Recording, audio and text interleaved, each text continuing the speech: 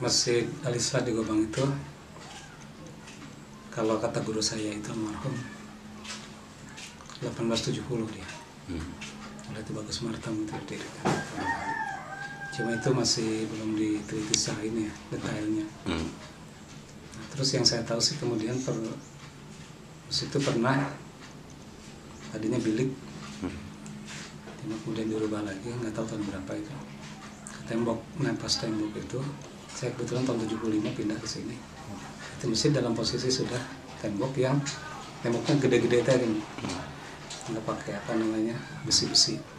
Nah, itu di tahun 79 itu rehab waktu saya kecil tuh, rehab pertama ketika saya di sini tinggal.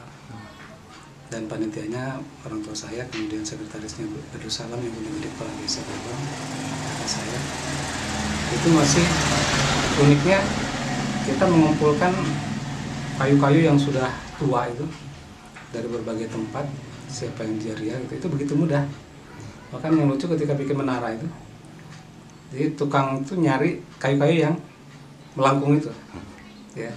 Jadi supaya nggak bikin, dulu kan belum ada teknologi, belum dicari tuh kayu-kayu nangka yang melengkung sehingga membentuk itu.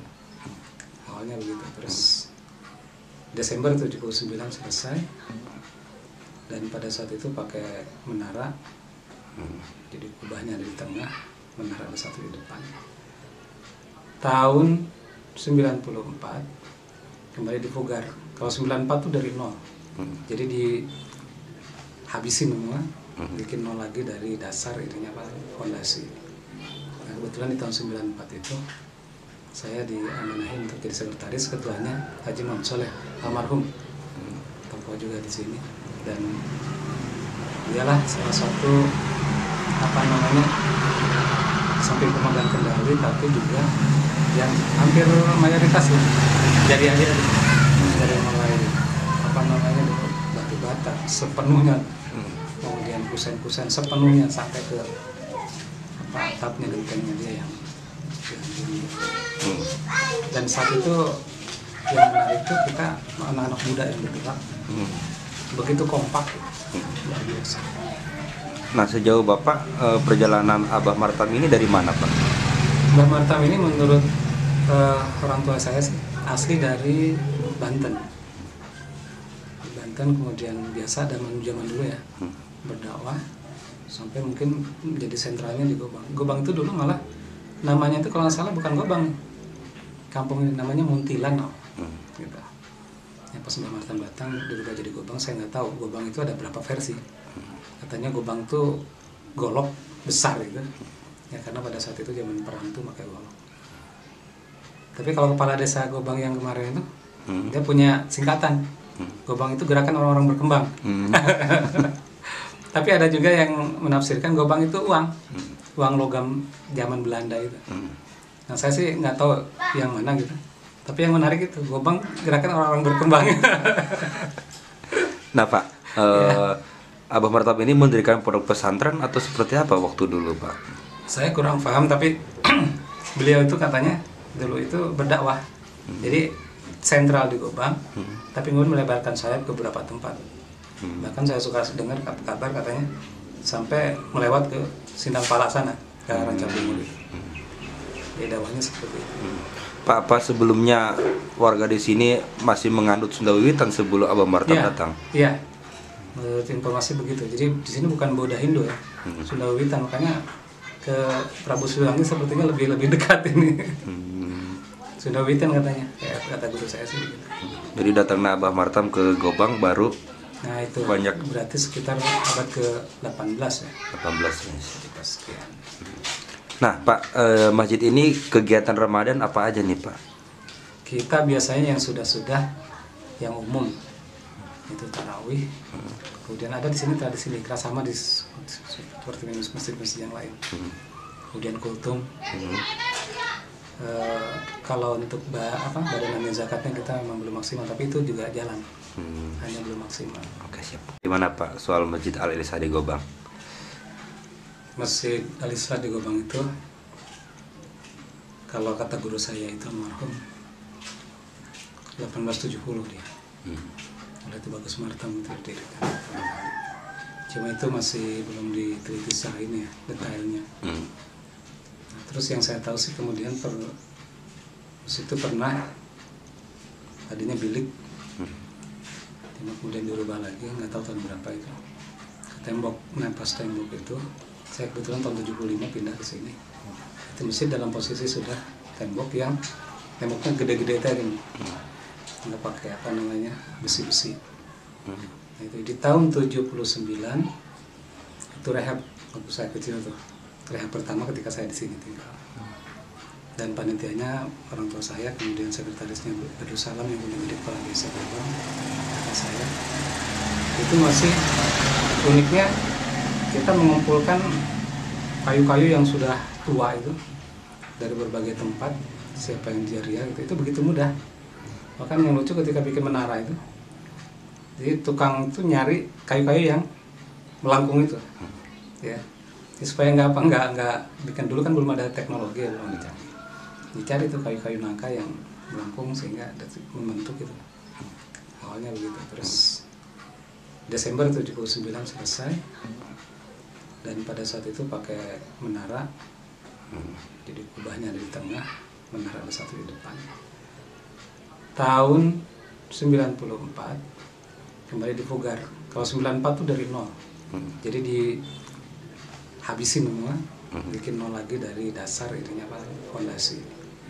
Nah, kebetulan di tahun 94 itu saya diamanahin untuk jadi sekretaris, ketuanya Haji Muhammad Soleh almarhum, tokoh juga di sini, dan dialah salah satu apa namanya samping pemegang kendali, tapi juga yang hampir mayoritas ya, jadi aja dari mulai apa namanya batu bata sepenuhnya, kemudian kusen-kusen sepenuhnya sampai ke apa atapnya, gentengnya dia yang dan saat itu yang menarik itu kita anak-anak muda yang bergerak begitu kompak, luar biasa. Nah, sejauh Bapak perjalanan Abah Martam ini dari mana, Pak? Abah Martam ini menurut orang tua saya sih asli dari Banten.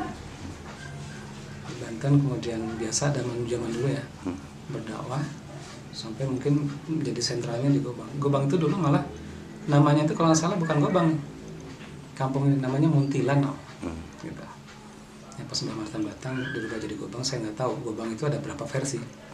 Katanya Gobang tuh golok besar gitu, ya karena pada saat itu zaman perang tuh pakai golok. Tapi kalau kepala desa Gobang yang kemarin itu dia punya singkatan. Gobang itu gerakan orang-orang berkembang.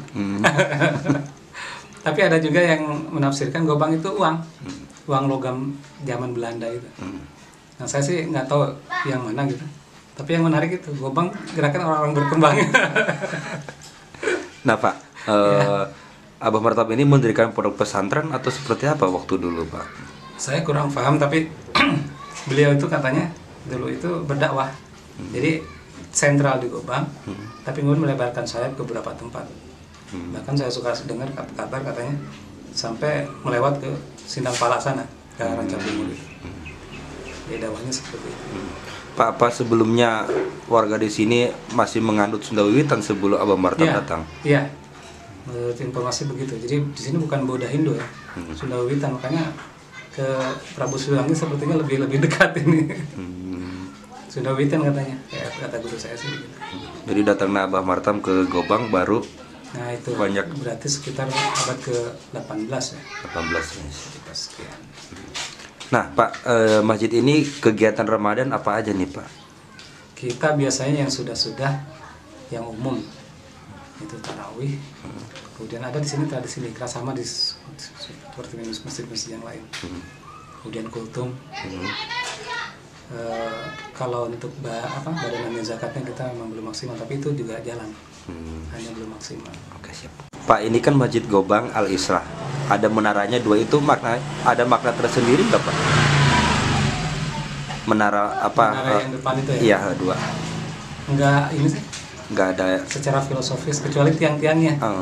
Apa kalau tiang-tiang tuh itu kalau di jumlah semua itu ada 17, depan sama luar tuh. Terus kalau yang di depan itu kan ada 5. Satu yang di dekat pengimbaran ya. 1, kemudian yang tengah 4. Apa tuh Pak artinya? Jadi yang 5 itu menyimbolkan 1 rukun Islam, kemudian juga waktu sholat 5 waktu. Terus kalau jumlah keseluruhan termasuk yang luar itu 17. Itu jumlah rokaat dalam sholat. Itu katanya. Pak, di dalam Masjid Gobang ini apa aja Pak ya? Ada peninggalan kah yang masih tersisa dari peninggalan Abah Martam? Peninggalan sekarang sepertinya sudah tidak ada. Tidak ada ya. Zaman saya kecil itu ada tongkat yang buat khutbah itu ya. Ada Quran juga, bahkan termasuk Amil Jurumiyah itu tulisan tangan Mbah Martam itu masih ada. Sampai saya di tahun 1986 itu masih melihat ke CD-nya, nggak hafal karena ada ahli warisnya katanya yang pernah pinjam.